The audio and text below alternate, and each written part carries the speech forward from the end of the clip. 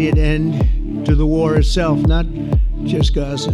भारत के प्रधानमंत्री नरेंद्र मोदी ने सोशल मीडिया पर ट्रंप की योजना का स्वागत करते हुए लिखा, Trump's plan provides a viable pathway to long-term and sustainable peace, security and development for the Palestinian and Israeli people, as also for the larger West Asian region. Trump की गजा युद्ध समाप्त करने की योजना को प्रमुख मुस्लिम देशों और विश्व नेताओं का समर्थन मिल चुका है। इसमें मिस्र, जॉर्डन, संयुक्त अरब अमीरात, तुर्की, कतर, सऊदी अरब, इंडोनेशिया और पाकिस्तान जैसे प्रमुख मुस्लिम देशों के साथ फ्रांस, इटली और यूनाइटेड किंगडम जैसे यूरोपीय देश शामिल हैं। इन देशों की विदेश मंत्रियों ने एक संयुक्त बयान में ट्रंप के ईमानदार प्रयासों की सराहना की और क्षेत्र में शांति स्थापित करने में उनकी भूमिका पर भरोसा जताया। बयान में कहा गया, ट्रंप का प्रस्ताव गजा में युद्ध समाप्त करने, पुनर्निर्माण, फिलिस्तीनियों के विस्थापन को रोकने और व्यापक शांति को बढ़ावा देने का एक मार्ग प्रशस्त कर रहा है। मंत्रियों ने यह भी स्वागत किया कि ट्रंप ने वेस्ट बैंक के विलय को रोकने की घोषणा कर दी है। भारत और यूरोपीय संघ का समर्थन भी मिल चुका है। प्रधानमंत्री नरेंद्र मोदी ने सोशल मीडिया पर ट्रंप की योजना का स्वागत करते हुए कहा कि ये फिलिस्तीनी और इजरायली लोगों के लिए दीर्घकालिक और स्थायी शांति, सुरक्षा और विकास का एक मार्ग प्रदान कर रहा है। उन्होंने सभी संबंधित पक्षों से इस पहल का समर्थन करने का आह्वान किया। ईयू की अध्यक्ष उर्सुला वॉन डेर लेन ने भी ट्रंप की योजना का समर्थन किया। उन्होंने कहा कि यूरोपीय संघ इस प्रयास में योगदान देने के लिए तैयार है और सभी पक्षों से इस अवसर का लाभ उठाने का आग्रह किया। उन्होंने गजा में तत्काल मानवीय सहायता और बंधकों की रिहाई पर जोर दिया। साथ ही टू नेशन सॉल्यूशन को न्यायपूर्ण और स्थायी शांति का एकमात्र रास्ता बताया। तुर्की और अन्य देशों की निगरानी भी तेज है। तुर्की ने स्पेन, इटली और ग्रीस के साथ मिलकर ग्लोबल समुद्र फ्लोटिला की निगरानी शुरू की।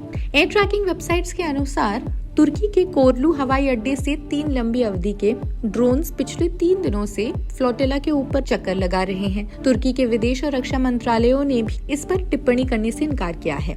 इजरायली प्रधानमंत्री बेंजामिन नेतन्याहू ने जहां ट्रंप की योजना का समर्थन किया, दूसरी तरफ हमास को चेतावनी दी कि अगर इसका पालन नहीं किया तो और विनाश होगा। दूसरी ओर कुछ फिलिस्तीनियों ने इस योजना को नाटक करार दिया।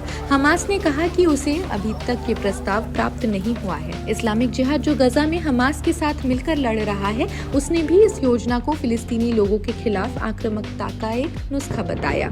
गजा के निवासियों ने भी इस योजना पर संदेह जताया।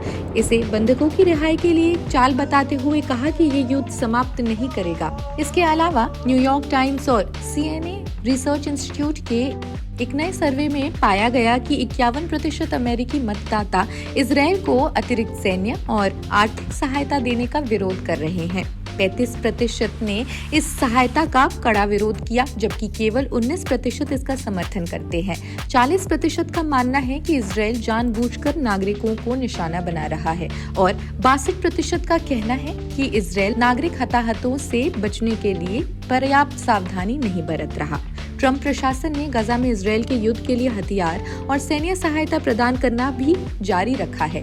साथ ही ग्लोबल ह्यूमैनिटेरियन फ्रेमवर्क को लाखों डॉलर की फंडिंग दी है, जो सैन्यकृत सहायता वितरण स्थलों का संचालन करता है, जहां सैकड़ों फिलिस्तीनियों की मौत हो चुकी है। पिछले हफ्ते वॉल स्ट्रीट जर्नल ने बताया कि ट्रंप प्रशासन इजरायल को अपाचे हमले, 3250 पैदल सेना हमले वाहनों सहित 6 अरब डॉलर से ज्यादा के हथियार बेचने की मंजूरी भी मांग रहा है। फिलिस्तीनी प्राधिकरण की प्रतिक्रिया भी क्या है वो बताते हैं। फिलिस्तीनी प्राधिकरण, जिसे नेतन्याहू ने हाशिए पर रखने की कोशिश की है, उसने भी ट्रंप के ईमानदार और दृढ़ प्रयासों का स्वागत किया। पाकिस्तानी प्रधानमंत्री शहबाज शरीफ ने ट्रंप की प्रशंसा करते हुए कहा कि वे युद्ध समाप्त करने के लिए हर संभव सहायता करने को तैयार है। खैर, इस खबर में बस इतना ही। आगे के अपडेट्स हम आप तक पहुंचाते रहेंगे। तब तक आप देखते रहे जनसत्ता। शुक्रिया।